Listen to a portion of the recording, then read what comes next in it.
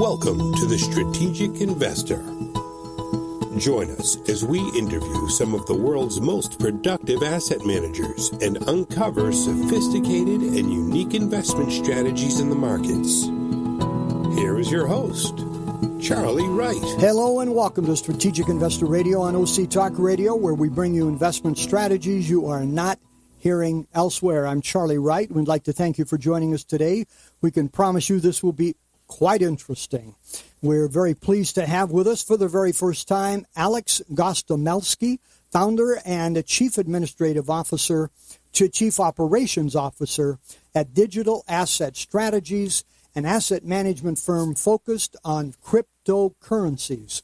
They're headquartered in Venice, California, and he's with us here in the studio. Alex, great to have you. Thanks Pleasure for coming. to be here. Thank you. So, Alex, you are one brave man here. You finished UCLA MBA several years ago, went into the investment banking field. You have a background in technology. You've put together a quality team consisting of technical analysis, finance, former hedge fund managers, PhDs in advanced tech stuff I can't even pronounce. So give us a short review of the team that you put together, will you, Alex? Sure. So like Charlie mentioned, Digital Asset Strategies is an asset management company focused in the crypto world.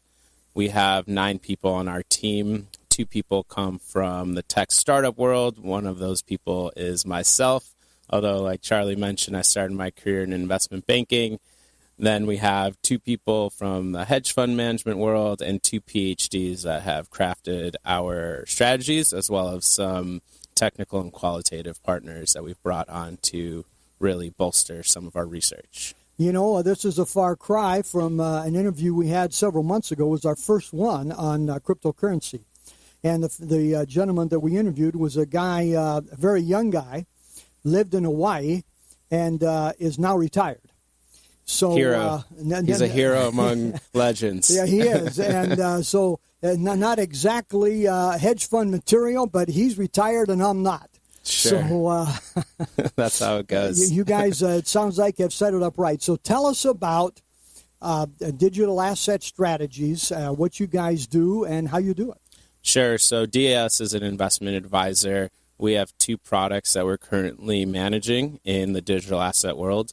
The first follows an ETF model called Smart Beta, which is kind of like an passive investment strategy, building a basket of assets and applying a risk-adjusted weighting model to solve for superior returns. And then the second model that we are also managing is more of an algorithmic type of model. We're implementing machine learning and deep learning, different types of sentiment analysis, types of data models to do price prediction. And that's much more of an actively managed product. And from there, we will start adding on more quant-driven products. So really, the focus of DAS is to be data-driven, to be quant-driven, and not really make any decisions based on emotions or qualitative research, even though in crypto and specifically, it's extremely, extremely tempting.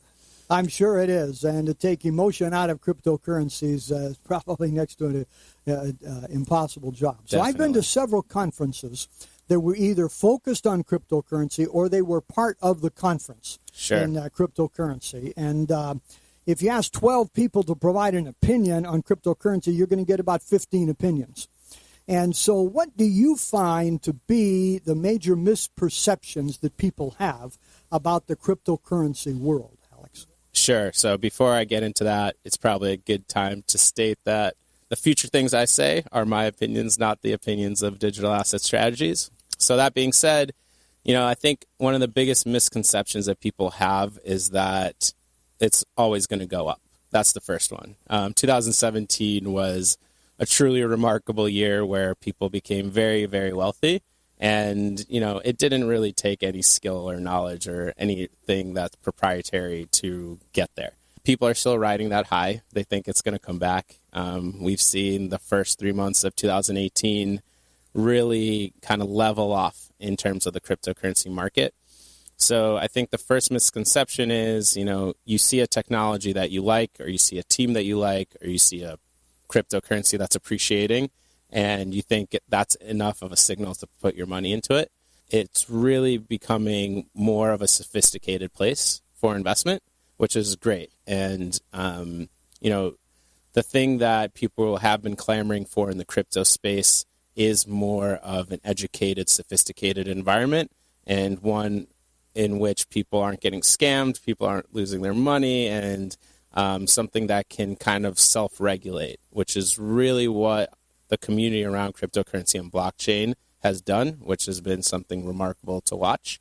And so from here, I think people that are interested in cryptocurrency, it's obviously kind of a hot button item everywhere you go. It's really learning more about what the technology does, what it means, and why there's a necessity for that technology to have a cryptocurrency, because we know that there's 1,600 cryptocurrencies that you can trade right now, and only a handful of them are truly legitimate.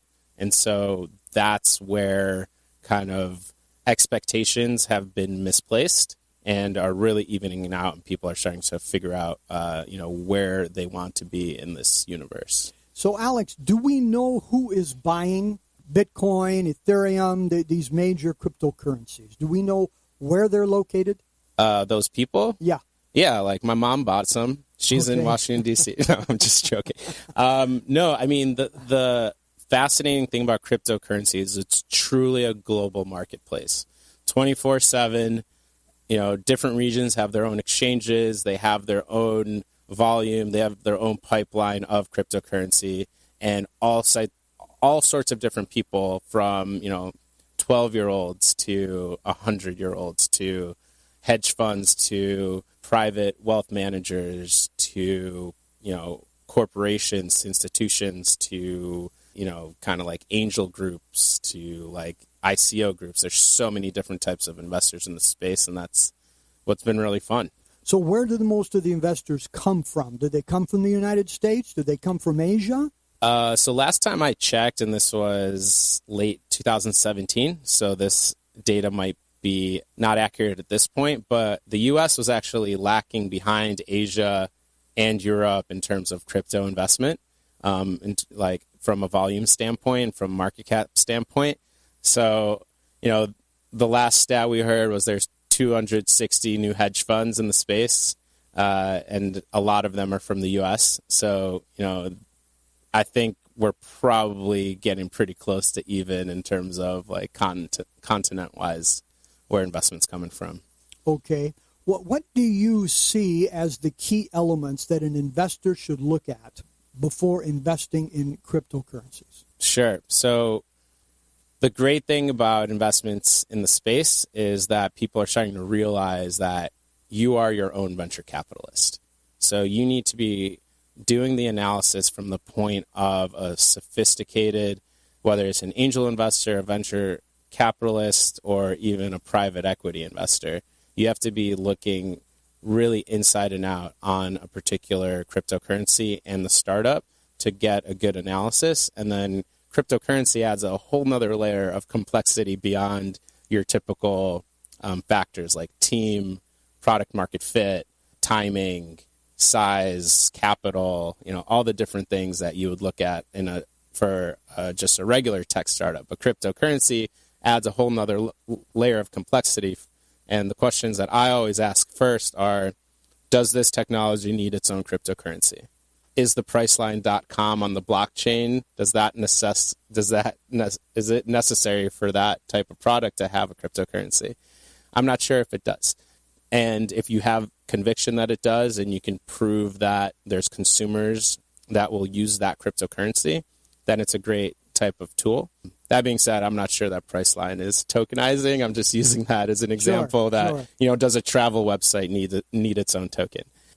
That's really like my first line of questioning. And then you can get even deeper crypto-specific questions like token economics. If they did an ICO,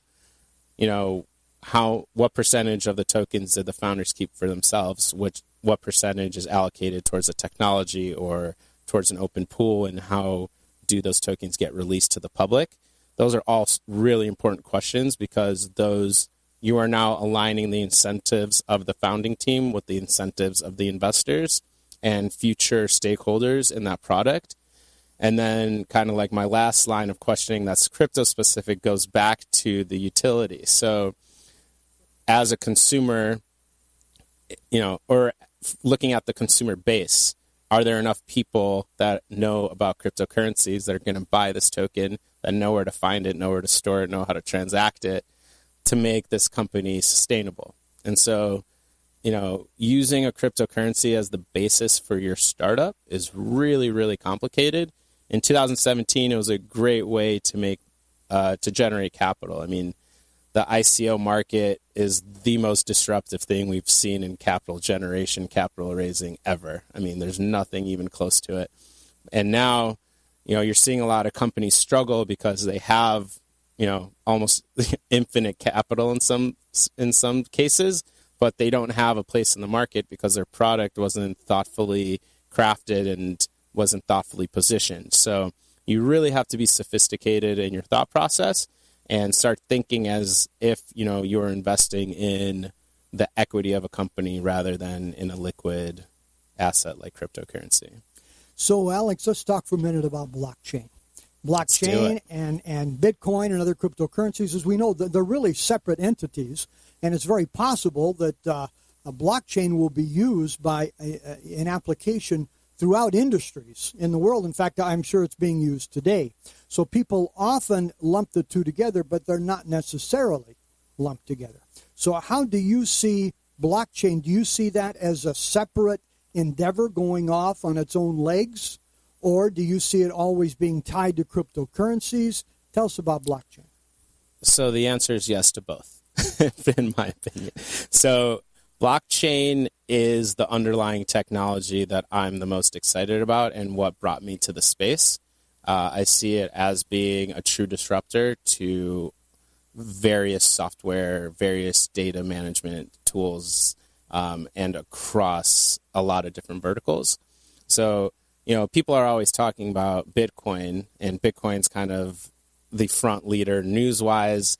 And, one of the biggest criticisms is that there isn't a use case for Bitcoin. People call it either a commodity or comparing it to gold. People kind of defend it by calling it a store of value. But the underlying technology that it was built on, which, kind of became what blockchain is today, is being used in a lot of very interesting ways. So my favorite and the best use case, and this has been the best use case for 6 months now, is an enterprise. A lot of large corporations that we've all heard of, SAP, IBM, Accenture, list goes on. They're implementing blockchain as a data management utility. If you think about what that means and kind of like what I was talking about when you're doing the analysis of a cryptocurrency, does the cryptocurrency need to touch the end consumer? In an enterprise, when they implement blockchain, it doesn't. They implement it on the back end for data management. They make their organization leaner, more cost-effective, more secure, and that never needs to touch the end consumer, and their business benefits greatly from it. When you start lumping crypto and blockchain together, you start wondering, okay, what are the tokens or what are the different types of actual currency methods that make sense? So right now, some of my favorite use cases are in esports. From an analysis perspective, you're looking at a demographic that has been transacting digitally for quite some time, and they happen to be, very crypto savvy. So that consumer segment makes a lot of sense for a cryptocurrency, blockchain, et cetera, type of company. And then other types of use cases are, again, more like data management that make a lot of sense. Health records, patents, music rights, things like that. And so I think in the coming years, not months, even though, this industry moves more like daily than weekly or monthly or yearly. But the one thing to point out is that investment in the space and investment in cryptocurrencies has outpaced the technology by several years. And so we are going to start seeing how the actual application within blockchain makes sense before we see how applications with actual cryptocurrencies make sense. So, if you put health records on the blockchain, again, do you need a cryptocurrency around that? The answer might be yes, it might be no. So it's always going to be interwoven, and there's always going to be smart utilities for cryptocurrency, but I think there's going to be a lot more applications and use cases for blockchain that don't actually require a liquid currency around it. You know, Alex, I remember a few months ago there was a company, and I don't recall who they were, but they changed their name and they put blockchain. Yeah, the Long Island Iced Tea Company. There we go. Yeah. And their stock price increased, Yeah. what was it, like 300% or something? Even more, right. Smart people. Hey, do what works. So, but to clarify here, blockchain is not a product, it's a process. And so no one can really invest directly into a blockchain patent or anything like that. Is that correct? Yeah, in a sense. I mean, blockchain is a technology. Most of the projects that we know about are open source. So, like, if you wanted to create your own Bitcoin, you could actually go and copy it and do it. And we've seen some technologies spawn right off of Bitcoin open source code. So you can invest directly in blockchain companies that, you know, there's software companies that are implementing blockchain. You know, there's that old analogy of the gold rush where the people that made the most money were selling the picks and the axes. Right. And so in this space, it's no different. You know, there's many service providers, especially in the asset management world, that don't actually need to, you know, create their own cryptocurrency. They're servicing cryptocurrency companies. And there's going to be a lot of investment in those type of companies, and we're already seeing M&A develop in that area, and a lot of investment from Silicon Valley and a lot of the big VCs going into that area as well. So, Alex, let's get back for just a minute here to DAS. Sure. You mentioned earlier that there are dozens of hedge funds that have come into this space very recently. I've heard that repeatedly at various conferences and places. So what is DIS seeking to do differently to bring something to the marketplace that others are not? Sure. So we have, like I mentioned with our team, a really interesting split in that a lot of us come from kind of the old school investments world, and then a lot of us come from the new school tech world. And we're really trying to bridge that gap. A lot of the other investment advisors in the space are kind of investing on emotion. They're not doing it in an institutional quality way. And one of the principal priorities of DAS is to be an institutional quality type of product. And, you know, whatever that means in the crypto space at any given point in time. But what we're really trying to differentiate ourselves is to take very educated, research-backed, quant-driven strategies and bring them into the cryptocurrency world. Whereas, you know, there's a lot of different types of investing that's happening in the space, whether it's in ICOs or more venture-like style managers, or managers that are simply kind of, you know, kind of spreading a really big blanket and kind of trying to get into a lot of different stuff. DS is extremely targeted. We know exactly the type of people we want to attract and look out for. And those are kind of how our strategies really stack up and are crafted from the ground up. Okay. So define ICO for our listeners who may not be familiar with that term. Sure. So ICO is an initial coin offering. You can actually do an initial coin offering on just about anything. If you wanted to sell fans and make the fan token, or if you wanted to sell, you know, the OC Talk Radio token, we could ICO it in about 2 weeks. You got that, Paul? Okay. So the ICO was a tool that a lot of startups used last year and are still using this year to raise capital. It's a pretty complicated process. It does take a lot of legal work to do it the right way. And right now we're seeing a lot less ICOs and a lot more we're seeing less ICOs because people are starting to look for production quality products. So last year, you know, there were several examples where companies raised hundreds of millions of dollars without writing a single line of code, because there was so much excitement in the community around different types of ideas or products or teams. And what we're seeing a lot more of now is developed products, figuring out why a token is necessary or makes sense. Or we're seeing companies that are launching their own token strictly as a security because there are a lot of regulation concerns coming out. And then some other terms you might hear are token generation events. So people trying to TGEs, huh? TGEs, trying to stay away from the ICO and all like the bad press around that. But, it's all the same. Yeah. Okay. Well, again, congratulations for being a very brave man here, Alex, and forging your way into a very unknown area. It's kind of like being in the internet. In the early 90s. Yeah, we're in the new internet now. We're in the new internet. In fact, what helped me understand it, I've heard more than once the people say that the current internet is the internet of information. And what blockchain is doing is the internet of value. I like that. And, I'm buying it. Yeah.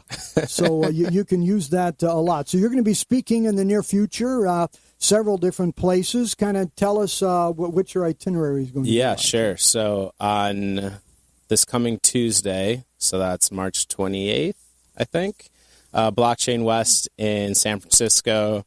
On April 24th, I'll be in the Cayman Islands at the GAIM Operations and Compliance Conference. A few other events. We don't feel up. sorry for you.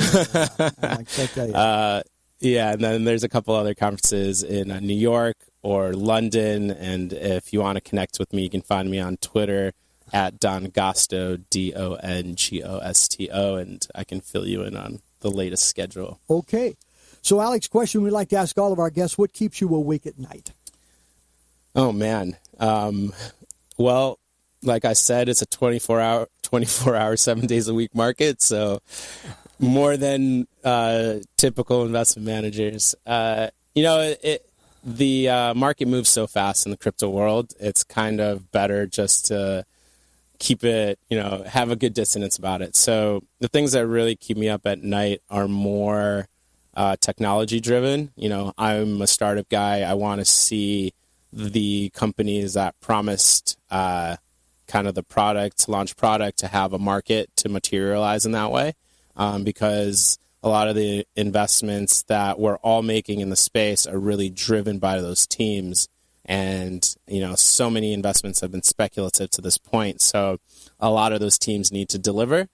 And that's kind of where I'm most unsure. And so, part of the thing I do at conferences is always go and chat with founders and make sure that, they got their marching orders and and they're doing what they need to do to make us all look good. Well, good. So second question that we'd like to ask all of our guests, what book on investing would you recommend for our listeners? So the book that I like the most, cryptocurrency related, is called Crypto Assets. And then there's some sort of tagline. It's by Chris Bernanke. You can look it up on Amazon. I'm sure it'll be one of the first books that come up. But there's a lot of really good podcasts out there as well. Unchained is a great podcast. It's weekly, really good information about the space. And yeah, there's a proliferation of info at this point. So, there is. Find what works for you and make sure to commit to it. So for those who'd like to know more, Alex, where can they go? Sure. They can go to dis.fund, which is our website. And if they want to contact me on LinkedIn, I'm pretty responsive. So that works too. Okay, so final words for our listeners here. Final words, do your research, be diversified, and have fun. Great advice. Alex, thank you very much for taking the time to come into the studio from Venice. We appreciate you being here and offer our best wishes for your and DAS's continued good experiences and success here. Right back at you. Thank you. Again, we've been talking with Alex Gostomelsky, founder and chief operations officer at Digital Asset Strategies out of Venice, California. You've been listening to Strategic Investor Radio on OC Talk Radio. We'd love to hear from you. You can contact us at info@strategicinvestorradio.com and go to our website to hear podcasts of all of our interviews and shows, strategicinvestorradio.com. This is Charlie Wright wishing you an enjoyable week and productive investing. Strategic Investor Radio is a production of OC Talk Radio and is provided for educational purposes only. Content of this program and the views of the guests should not be considered as recommendations by OC Talk Radio or investment advice from the host Charlie Wright or any other entity attached to this production. Investors should always consult qualified financial, investment, tax, or legal professionals prior to investing.